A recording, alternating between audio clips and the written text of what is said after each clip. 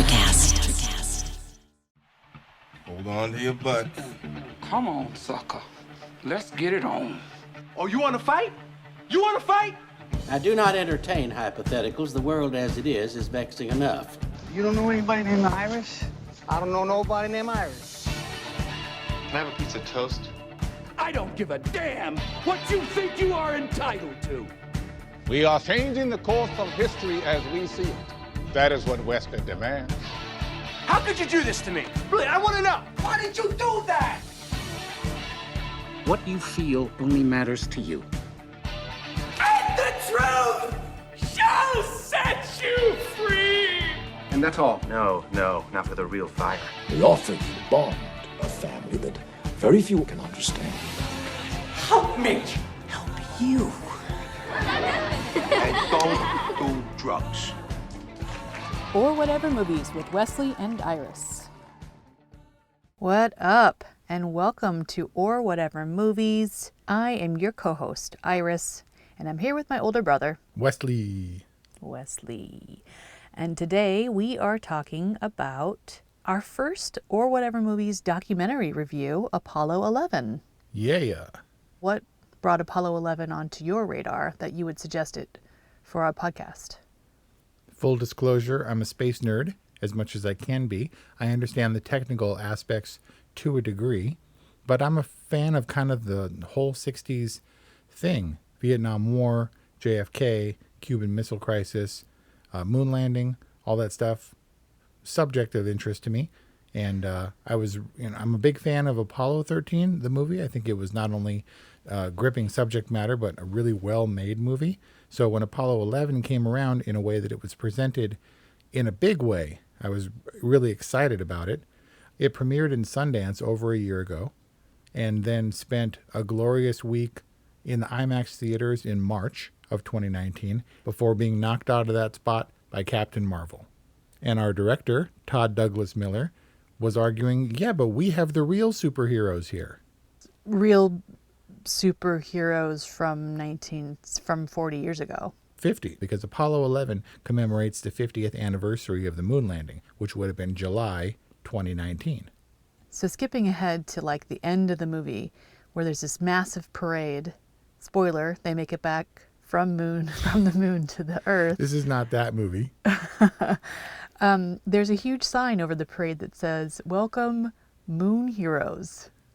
Yeah. I mean, are these men superheroes? Well, so I met Buzz Aldrin in person once about 7 or 8 years ago. He was signing his book at the Griffith Observatory, and his plaque read, "Not astronaut, not Air Force pilot, but space hero."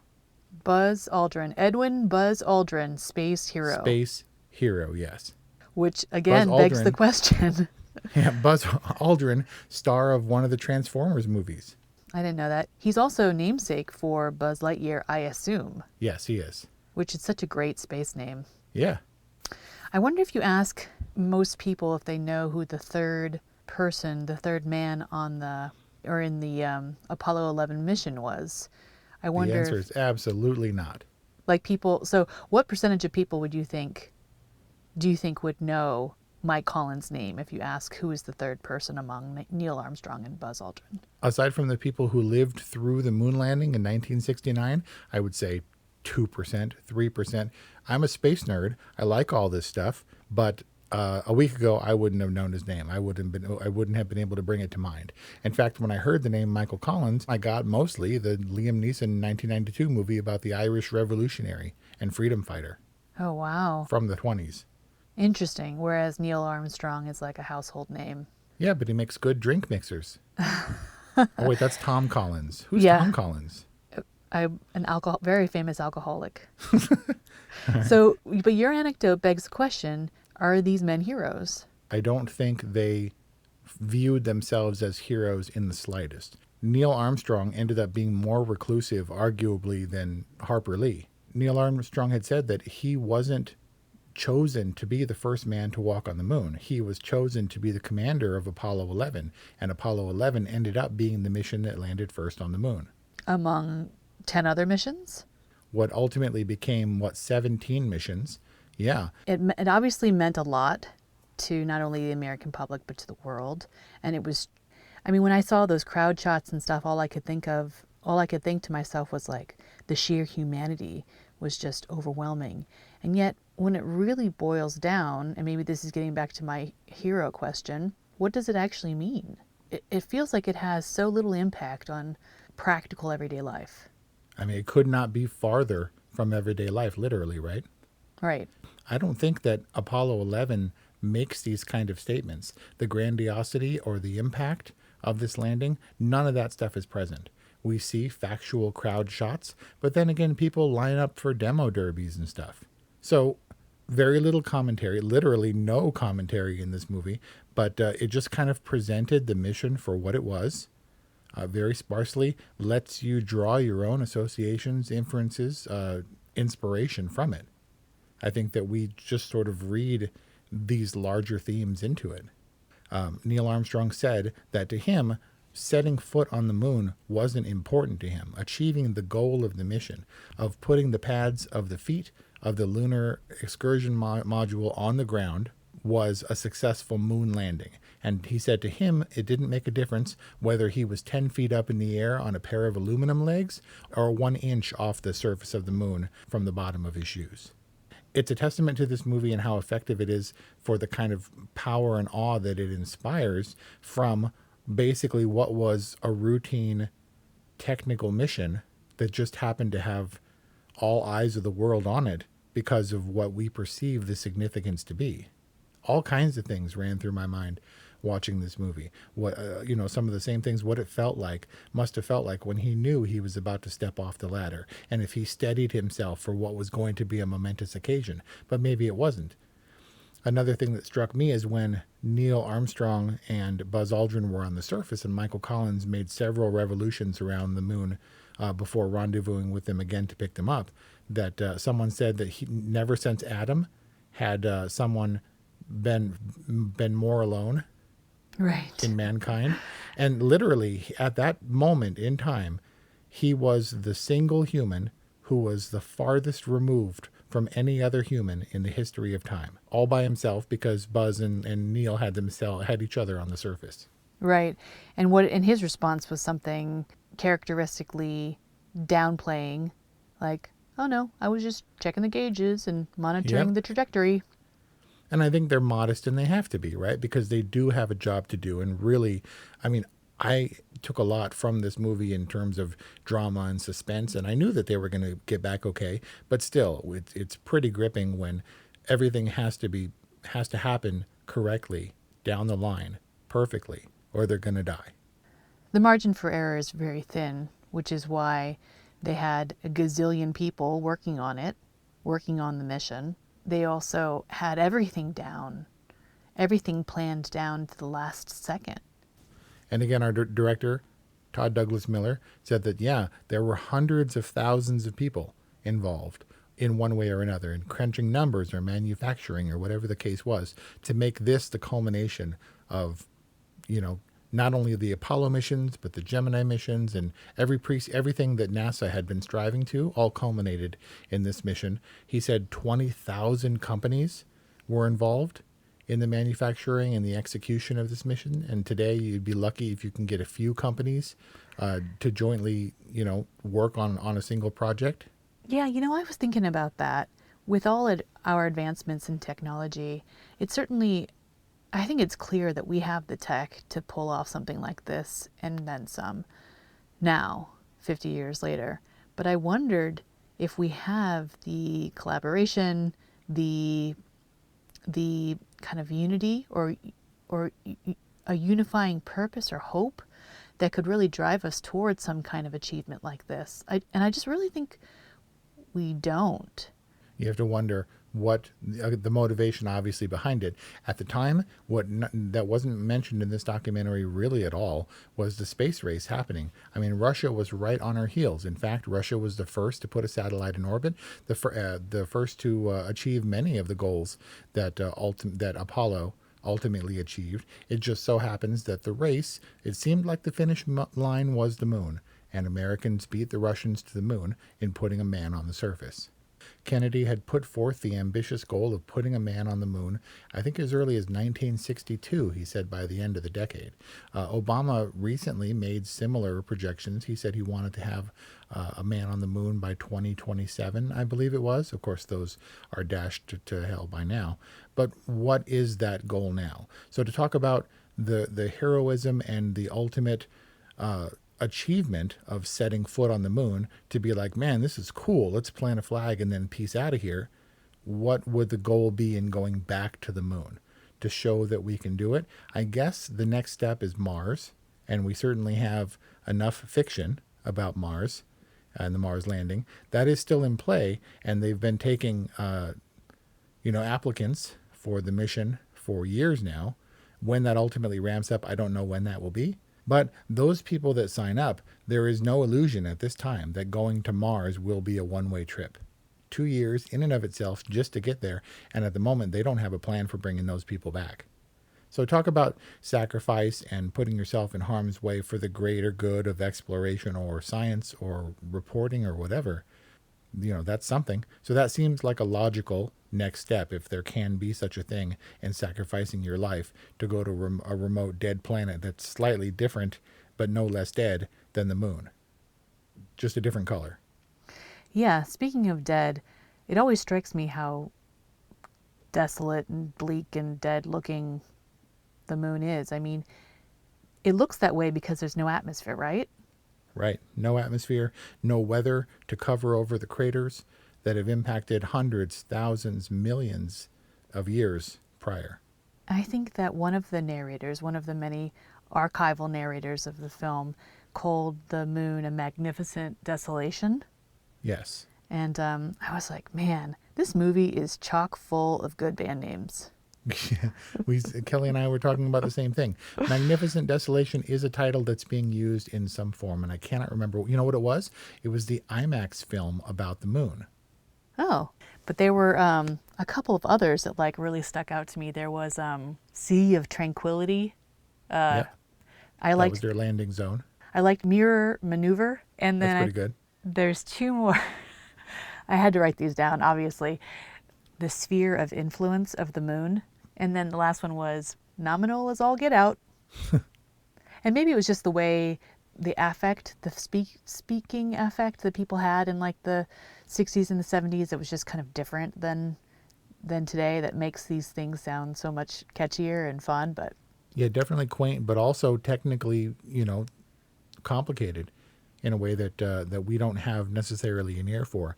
Apollo 13 in particular has been one of the movies that I champion for the reason that it's not distracting or a drawback to turn on the subtitles on your movies. Some people can't do it. I think those people can't read good.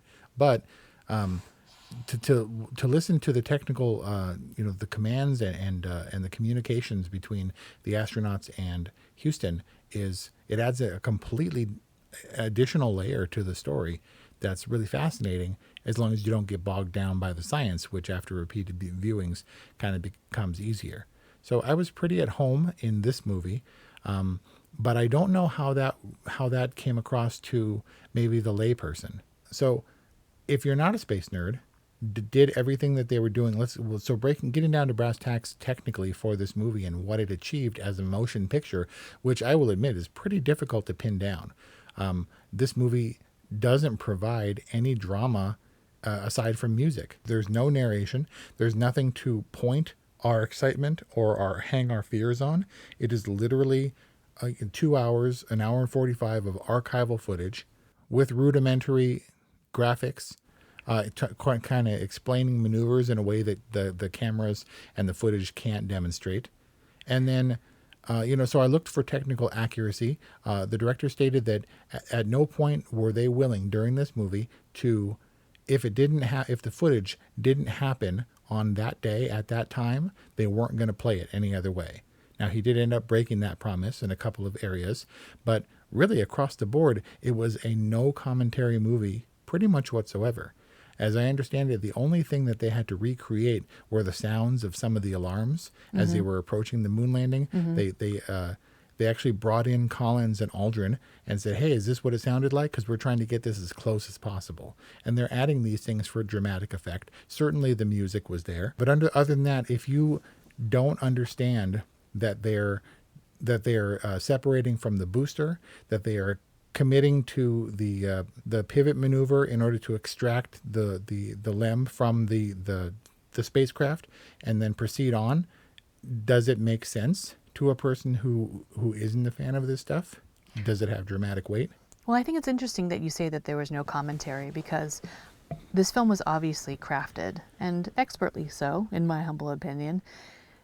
Even though they're using archival footage, they're using archival narration, they're using, as in your words, rudimentary graphics, I would say just kind of minimalist graphics. They used the verite, archival verite, like it's all found materials, but it's very clearly crafted, and it may be accurate, but it's also intended to tell the story. And the most flexible or perhaps impactful storytelling device they have is the music, right? So it was a really big opportunity for the music to tell us how to feel. So I don't know that I would agree that there's no commentary. I think it's just not in your face kind of commentary. And whether or not this thing would be interesting to a layperson, I mean, I'm not a space nerd, but I have some context, and I am a fan of Apollo 13, the film. But I was totally gripped by this movie. I felt like my senses were like recalibrated by this movie. It was crafted with such dignity and like solemnity and restraint that we just don't see. And yet it was like thrilling and gripping, and I was totally enthralled. And then I was like reflecting, okay, so am I just like in the right mood? Like, do you have to be in the right mood to see this? I could see myself, I don't know, sitting down at the wrong time and writing it off as like boring, like almost immediately. Like almost immediately, it's going to be like cinematic with that amazing opening shot, with that massive, massive machine moving God knows what. Right, the Saturn V rocket into place in that giant mover, yeah. Right? And it's like, you're like, whoa, this is something so beyond any scope that I see in my everyday life. It was such a great like tone setting shot. You know my theory about first shots. But I think that if you allow yourself to go for this journey, if you can allow yourself to just experience it, I think it's the closest thing you can get to being not only transported to that time, but into the lunar module with these dudes and like on the moon. Like the credibility was so firmly established. Yeah, it did feel very immersive, probably for the fact that it wasn't crafted in a deliberate, dramatic sense to me. It felt like we were part of it because there were long uninterrupted takes of footage, especially during critical moments. They had one solid camera that would show what was going on. They didn't employ a lot of tricks. They did a little bit of split screen stuff so we can kind of keep eyes on when it wasn't as critical, part sort of mission control and something kind of minor happening on the spacecraft. But for the most part, when Neil Armstrong exits the lunar module and is descending the ladder, we've only got one shot, and it's not a great shot. And after that, on the surface, we primarily rely on just snapshot images. And so I think we're sort of drawn to and latch onto these single images because it feels like we're right there. And we don't have the cinematic 360 drone scope of any other movie. That we would have had if it was recreated dramatically. Right. Where, because First Man came just a couple of years ago with Ryan Gosling playing Neil Armstrong, which is basically the same movie. It could have been Apollo 11. It delved more deeply into his personal life and his marriage and the things he carried with him to the moon. Here we got sort of the tersest establishing of the astronauts' backstory. We got a series of snapshots. We can infer that they were family men. They trucked all those kids in at one point on camera. They were like the 3 wives and like 14 kids. And the guys were like, oh, that's great. Like, they're like, and your family's here. And they were like, right, cool. We got the sense only that they were Air Force pilots and that they were normal American dudes who posed in front of pictures and during cookouts and stuff with their family. Right. And that was it. And aside from that, it was the mission and not the man. But while First Man was kind of shaky cam and meant to be in your face and sort of a visceral experience, this movie was the same, but with actual footage and sometimes not ideal camera shots. You know, all we have is the crappy film on the throwaway cam on the gantry, as opposed to the fully cinematic movie cameras that were roving around, outside the Space Center during the launch. I mean, for the time, that was 65, 70 millimeter film. And they knew that it was a momentous event, and nobody had seen a lot of that footage until it was restored. But they knew that they were hoping that one day that would be projected in the highest resolution possible. That you could see everyone in the crowd shots, from Isaac Asimov to Richard Nixon, that weren't pointed out, that didn't have any bearing in the story. They were just part of the fandom.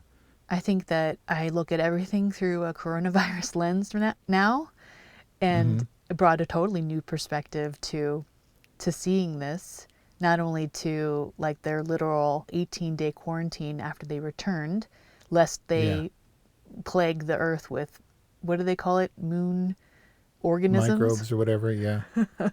Lunar organisms. And to see them hold up playing cards and stuff was very reminiscent of today's climate, and trying to keep my two kids entertained during the safer at home shutdown or whatever. How are they at cards?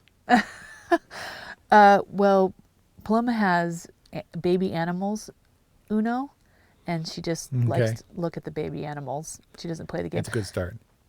But yeah, I guess they had to spend a lot of time in quarantine. I don't think subsequent missions did that, because they all went back to the moon, except for 13. And they, they had to test, because this was the first time they had successfully achieved a lunar landing. They were also in quarantine before that. All of the astronauts were, for a few days, just to make sure that none of them, if they were going to get sick, that they would be symptomatic before they launched them into space, and they couldn't fulfill their duties, because, literally every one of them was responsible for the lives of their teammates. If Michael Collins fell asleep at the wheel in rendezvousing with the lunar module coming back up, to rejoin, then everybody's dead. And so they were quarantined before that and after that, and those themes were definitely there. Among them, isolation, total isolation, and the sort of importance of everything going just right in order to not go really, really wrong. Overall, I just kind of wonder, why now? Well, as Kennedy mentioned in his speech, it's not the why we go to the moon. We go to the moon because we can. We do these things because they are hard and because we can. This movie, like the moon landing, wouldn't have been possible with a tremendous amount of research and collaboration. NASA gave unrestricted access to the director and his team, talking about 11,000 hours of archival footage, a lot of which had never been seen. Wow. None of it was transcribed. A lot of it wasn't synced from the back room to the front room of Mission Control. Just a mountain of stuff to go through. So they'd been working on this for years, and they were pushing it in preparation of the 50th anniversary of the moon landing, and they achieved their goal. It was available to everybody by March of the year, the 50th anniversary. So they did it because he was a space nerd, and because it was hard, and because they got access to things nobody had seen before. And they invented a scanner to scan these giant negatives for large format so they can put it on IMAX. And we got to see things 50 years on. Most of the participants are gone. If you're any kind of old person in 1969, chances are you're not around anymore. And we get to see all this footage that was never released to the public. Could it have been made into a lesser documentary with an agenda or a little too much commentary? Absolutely. So I think this film stands as maybe the best example of an educational film, and that it's not boring, that it's well put together and crafted, but done so with, a relatively sparse amount of commentary and focus, because you draw from it, rightly so, some of the, the heroic, masterful sort of exploratory themes that move us. Educational in like a nerdy way, in like a cool nerdy way. We got to see the actual people, and we didn't have to watch like Mark Ruffalo doing Rob Ballot face, when he's trying to reconcile himself to his newfound fame or something. Right. It's a movie that should have been a documentary, and was. And was. Not an Oscar-nominated documentary. I don't know why. Yeah, I mean, I think that a lot of the Oscar docs have so much more of an agenda, so much more of an activist's thrust, and more urgency or like timeliness to it. This is something that's timeless, that's classic, that belongs in a time capsule. Not to say that it's not meant to be seen. Like, it's definitely meant to be seen. I'm glad you saw it. I'm glad that this podcast brings these kinds of these new films and cinematic experiences, on my radar. Like, it was pretty cool. Yeah, it's great. It was pretty cool. It was a pretty good. Pretty good. It was a pretty good. So thanks for that. And what did you think? I'm going to give it a totally rating. It wasn't lost on me that this director is almost exactly my age. In an interview, he mentioned that when the man landed on the moon, he was -7 years old. Whoa. Which puts him exactly at my age. And he went and toiled for years, as the best do, to tell a story and put it together in what I think is a masterful way. You're talking about a time capsule. NASA kept these films unseen from the public, stored away in optimal archival conditions for decades, and then released them so that they did very little restoration. They achieved a new way of scanning in the footage, and we live in an amazing time where we can see that on giant IMAX screens. And I totally recommend seeing it. I'm glad I did before I died from coronavirus. Please don't do that. Okay. Please don't do that, because this is such a great time to make podcasts. Yeah. This is our chat on Apollo 11. Anything else, Wes? Nope. No inspirational space nerd sign off? No, I was going to say, you should totally watch this movie. If you don't, you're a nerd. The wrong kind of nerd. Because space nerds are cool nerds. Nerds are bad nerds. Watch this movie, nerd. Please email us at orwhatevermovies@gmail.com. Call us. Leave us a voicemail. We'd love to hear from you. 818-835-0473. Don't be a nerd. Watch this movie. We'll see you next time. Hey, what's happening out there, everybody? This is Lawrence Ross, and I'd like to tell you a little bit about my podcast, The Lawrence Ross Show. Egomaniac. It's a 2-hour weekly exploration into my mind. I also do sketches, celebrity impersonations. You're out of order! And I also do song parodies. Not too shabby for a blind guy. Not only are you visually impaired, but you are geographically impaired. New episodes are released every Friday. Check it out on your favorite podcasting platform, or listen to it here on Society 13 on Electrocast. Electrocast.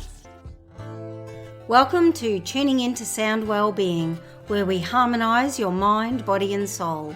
I'm Amanda, your sound therapy expert. And I'm Stephen, the curious explorer uncovering the mysteries of sound. Together we explore vibrations, frequencies and the power of sound therapy and tuning forks. Discover ancient wisdom, reduce stress and tune into a healthier life. Subscribe to Tuning Into Sound Wellbeing today.